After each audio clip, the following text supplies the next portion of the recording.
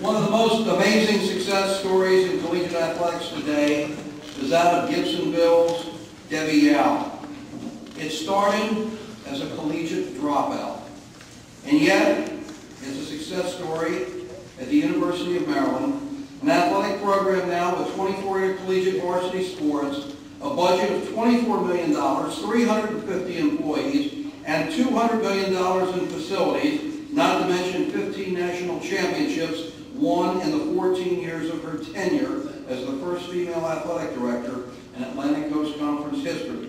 U.S. News and World Report ranks Maryland's athletic program in its top 20 based on overall quality and competitive excellence. All this from a program which was $6.8 million in debt when Debbie Yao arrived in 1994. Prior to getting into collegiate administration at UNCG with the Spartan Club, the school's booster club, Debbie Yao was a successful collegiate basketball coach and the first in women's basketball to take 3 previously never ranked before teams, Kentucky, Oral Roberts, and Florida, into the Associated Press Top 20 poll. She also made it a point that all of her students would graduate. Now, let's go back to flunking out of East Carolina after 2 years.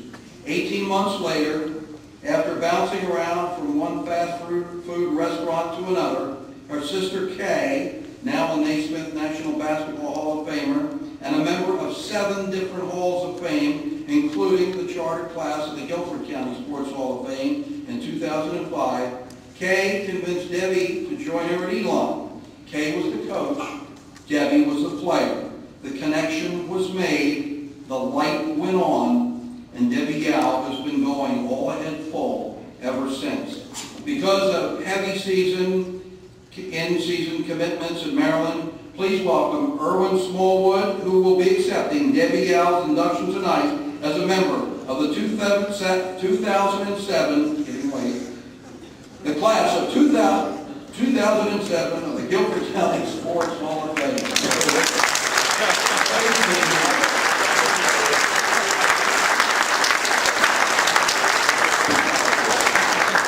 I have a suitcase full of no-nos over here with my needs. It's really a privilege to accept this honor in behalf of Debbie Yao and her wonderful family. And I'd like to echo a lot of the stuff that Rich has said, but in deference to the time of night, I'll skip some of that and just tell you just a couple of stories about the ascendancy of women in college athletics. More years ago than I like to admit, when I was running the sports department of the News Record, one thing I could always count on was a Monday morning phone call from one Hilton Yao in Gibsonville, enlightening me on the lack of coverage of his daughters in college basketball. But the story I'd like to leave you with before I give you some of her remarks is that when she was first at UNC Greensboro and helping them get started in their Division I basketball program, my late mentor and boss, Smith Barrett, had died, and we wanted to start a scholarship in his honor, and I was chairing the committee, and we wanted to have it at UNC Greensboro, and we went out for our first meeting, and I said very boldly, I said, we're going to raise $10,000 for this scholarship. And she looked at me and she woed, said, you're going to raise $100,000. And we all virtually fainted. But she said, not only am I going to raise that, I'm going to tell you how to do it. Well, she told us how to do it, and we did it. And forevermore, I was sold on the skills and the talent and the gift as an athletic administrator of Debbie Yao, who now has been selected one of the 20 most influential people in college athletics, and is inarguably the leading female athletic administrator in the history of intercollegiate athletics.